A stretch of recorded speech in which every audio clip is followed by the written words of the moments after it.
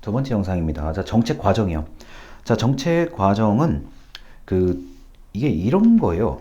우리나라에서 이제 많은 사람들이 뭐 정책을 바꿔야 된다, 정책을 뭐 잘 이제 해야 된다 이런 얘기들을 굉장히 많이 하시는데 어차피 이 정책이라는 게 뭐 워낙 다양한 의미를 가지고 있어요.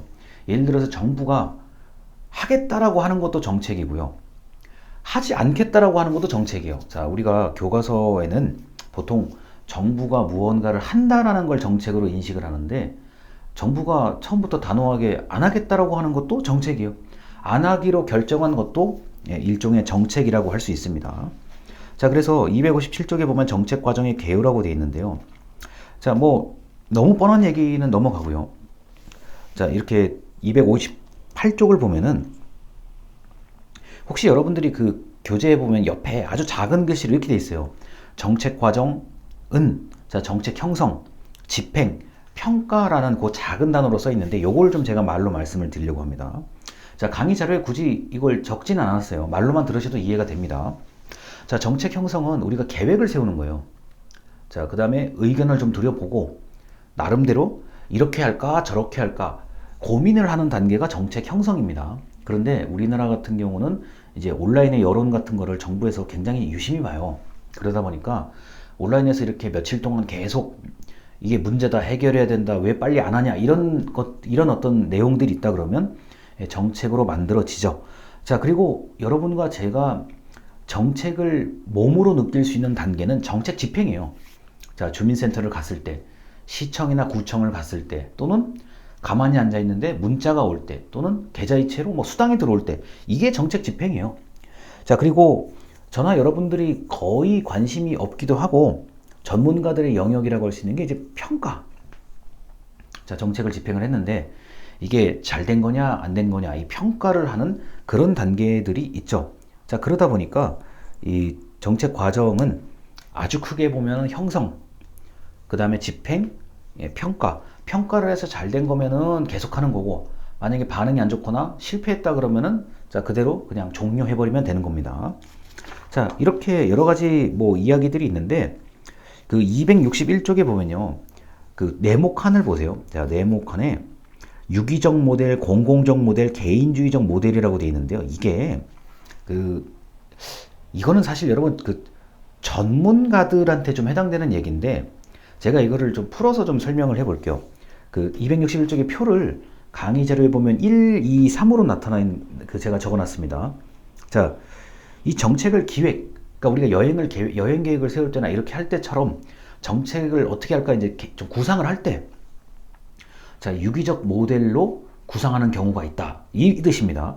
자, 유기적 모델이라는 것을 가지고 계획을 세울 때 전문가적 가치를 강조한다. 이건 뭐냐면은 일반인의 의견이 중요한 게 아니라 특수한 전문가들이 모여서 자, 이 정책은 이렇게 세워야 되고 이거는 이렇게 해야 되고 요게 이제 유기적 모델이라는 거고요. 이제 공공적 모델이라는 거는요. 그 가치 지향성을 강조한다 이렇게 되어 있는데 이게 우리가 텔레비전에서 볼 수 있는 정치인들의 모습이라고 보시면 돼요. 자, 지금 이게 국민들이 필요하다. 국민의 의견이다. 여론을 들어보니까 자, 앞으로 국회는 이렇게 해야 된다. 국회의원 누구누구는 이렇게 해야 된다고 주장한다. 이런 것들이 가치 지향성이에요. 그러다 보니까 이거는 정치인들이 보통 먼저 얘기를 꺼내고 그 다음에 정부가 대안을 마련하고 계획을 세우는 그런 거라고 보시면 되고요.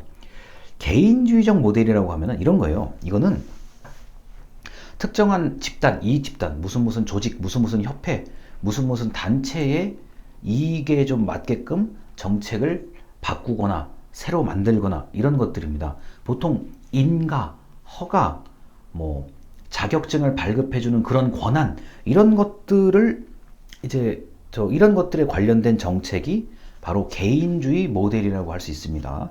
그래서 유기적 모델, 공공적 모델, 개인주의적 모델은 사실 이거는 그 정책을 만드는 사람들이 누구냐예요. 자, 유기적 모델은 전문가, 공공적 모델은 보통 정치인, 개인주의 모델은 관련된 이익 집단 또는 무언가를 필요로 하는 그런 집단들이라고 할 수 있습니다. 자, 그리고 이제 정책 형성 단계 뭐 복잡하게 나오는데요. 자, 이런 뭐 얘기들도 있겠지만, 자, 어디냐면은 263쪽에 그, 그 지난 글씨가 정책 문제와 수요라고 되어 있는 그 글자가 있어요. 근데 이걸 우리 사회복지식으로 얘기한다 그러면 결핍. 나는 이게 부족해. 나는 이게 너무 없어서 나는 정부가 이걸 해줬으면 좋겠어. 이게 결핍이라는 거고요. 자, 욕구. 자, 니드죠. 자, 니즈라고 얘기하는 거. 그래, 난 현재 상태도 그냥 괜찮은데 요게 조금 더 있었으면 좋을 것 같아. 이게 이제 욕구의 개념인 거고요. 그 다음에 희망. 자, 내가 이것까지 얘기하기는 좀 뭐한데 나도 그렇고 우리 동네 사람들도 그렇고 요게 좀 있었으면 좋겠대. 이게 희망이라고 보시면 되죠.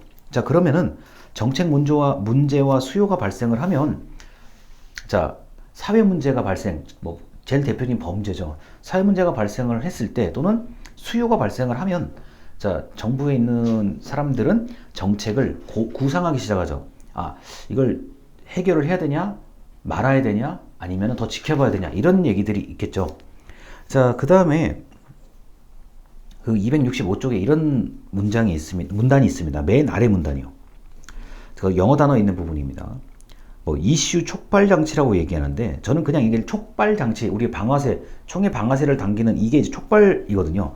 자, 방아쇠를 당기는 이런 문제는 자, 그냥 뭉뚱그려져 있는 어떤 거였는데 어떤 사건이나 사고가 생기면서 이게 구체화된 거예요.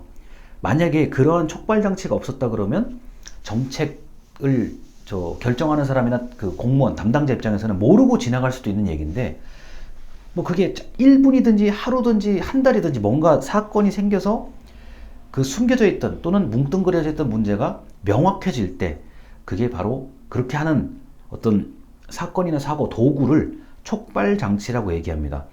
보통 우리가 재난안전사고에서 이런 게 많이 나타나죠. 사고가 나기 전에는 전 국민들이 관심이 없다가 사고가 터지면 아, 이게 왜 대책이 없었냐, 왜 이렇게 부실하냐, 보통 그러잖아요. 이게 이제 촉발장치가 그런 역할을 한다는 겁니다. 자, 그리고 이제 정책의제라는 단어가 있는데요. 여러분, 이 정책의제라는 단어는 266쪽의 맨 위에 줄입니다. 읽어드릴게요. 폴리시 어젠다라고 되어 있는 부분이요.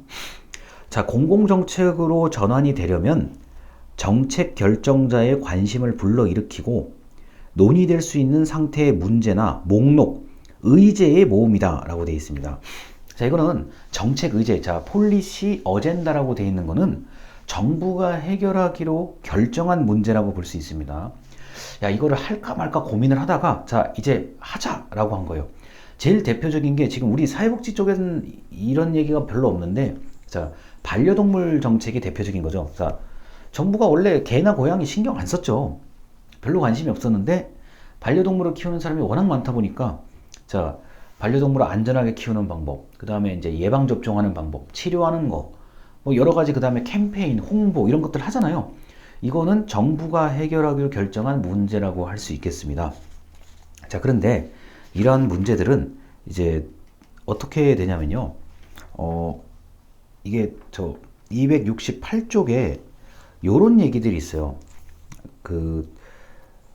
동그라미 1번, 2번, 3번에 대한 얘기인데요. 자, 여러분, 정책 의제, 여러분, 의제라는 거는 논의해야 될 대상이 의제예요. 그게 논의될 대상이 한 개일 수도 있고 여러 개일 수도 있습니다. 자, 그래서 268쪽이면 동그라미 1번 이슈 사이의 경쟁이라고 되어 있어요. 의제끼리도 경쟁을 해요. 왜냐하면은 한 사람이 생각할 수 있는 그 영역이 굉장히 좁아요. 의외로 바쁘다 보니까.